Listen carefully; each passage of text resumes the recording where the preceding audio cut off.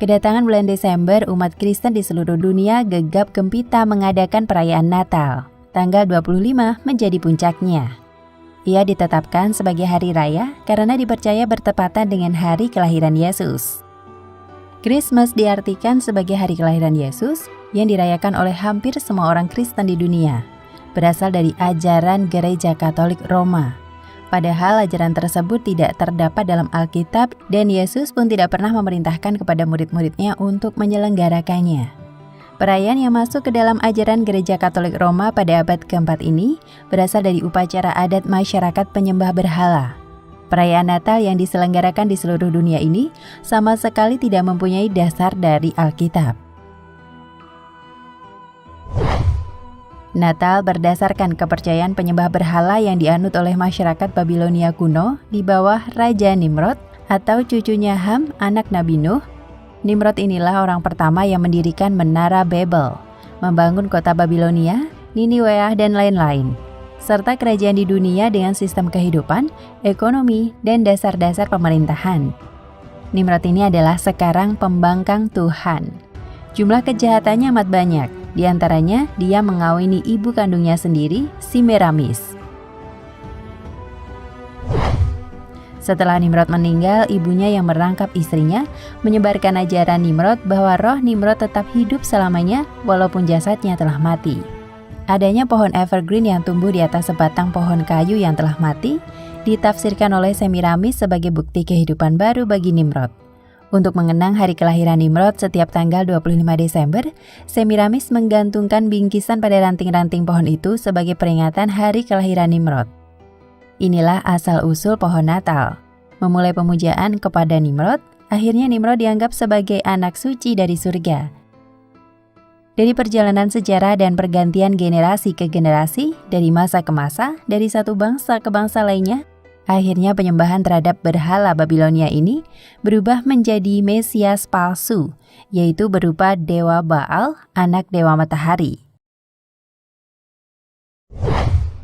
Pada abad keempat dan kelima Masehi, ketika dunia pagan Romawi menerima agama baru yang disebut Kristen, mereka telah mempunyai kepercayaan dan kebiasaan pemujaan terhadap Dewi Madonna jauh sebelum Kristen lahir. Natal adalah acara ritual yang berasal dari Babilonia kuno, yang saat itu puluhan abad yang lalu belum mengenal agama yang benar dan akhirnya terwariskan sampai sekarang ini.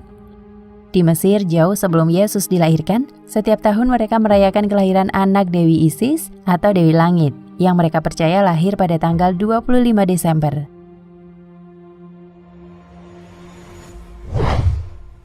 Para murid Yesus dan orang-orang Kristen yang hidup pada abad pertama tidak pernah sekalipun mereka merayakan Natal sebagai hari kelahiran Yesus pada tanggal 25 Desember.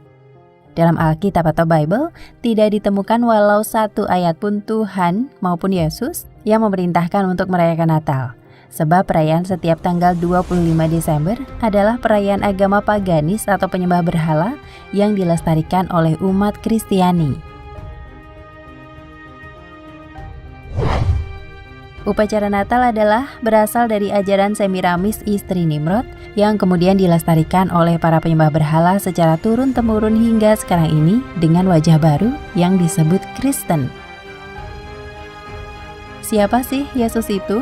Menurut kepercayaan Kristen yang berkembang sekarang, ia adalah anak Tuhan yang punya ibu bernama Maria, seorang perawan yang tiba-tiba hamil dan melahirkan bayi.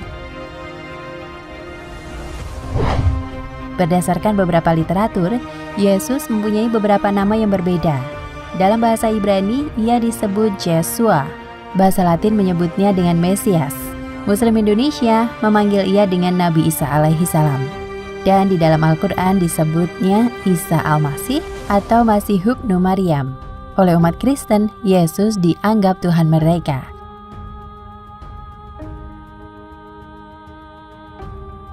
Kepercayaan ini berdasar pada konsep teologi atau ketuhanan Trinitas.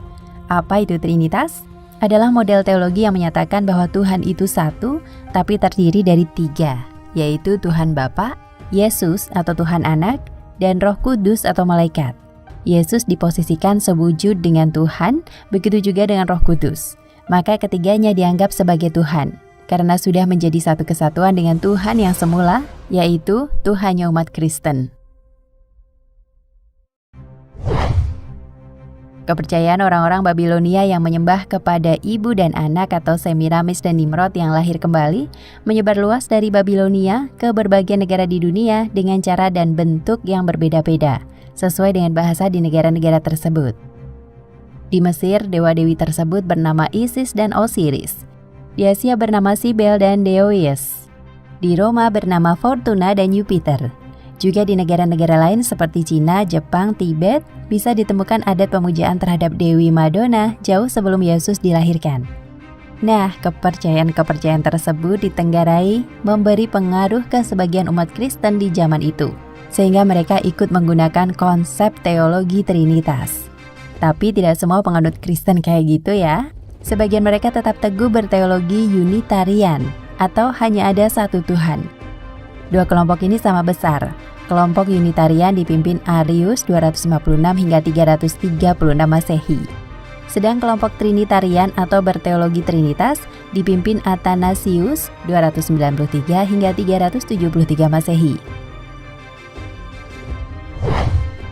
Keduanya saling bermusuhan sehingga negara Romawi jadi kacau.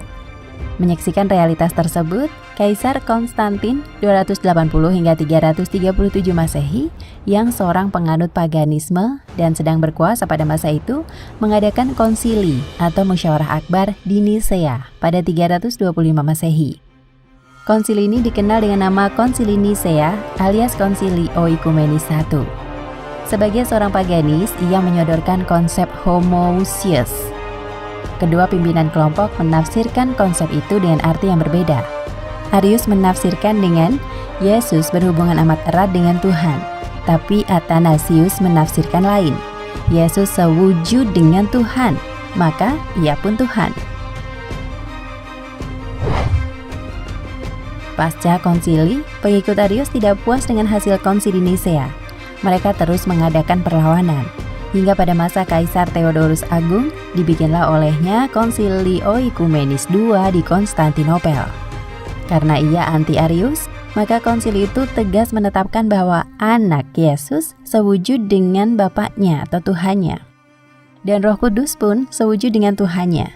Tuhan dianggap mempunyai 3 wujud, namun ketiganya jadi satu wujud. Nah, sejak itu Kristen dengan teologi Trinitas dinyatakan resmi sebagai agama yang sah di Romawi. Siapa yang menentang akan ditumpas. Dan benar, sebuah institusi baru dibentuk khusus buat pekerjaan ini. Namanya Institusi Akuisisi. Akhirnya pengikut Arius dibantai atau diusir dari Romawi. Buku-buku mereka dibakar. Di antara mereka melarikan diri ke negeri-negeri lain.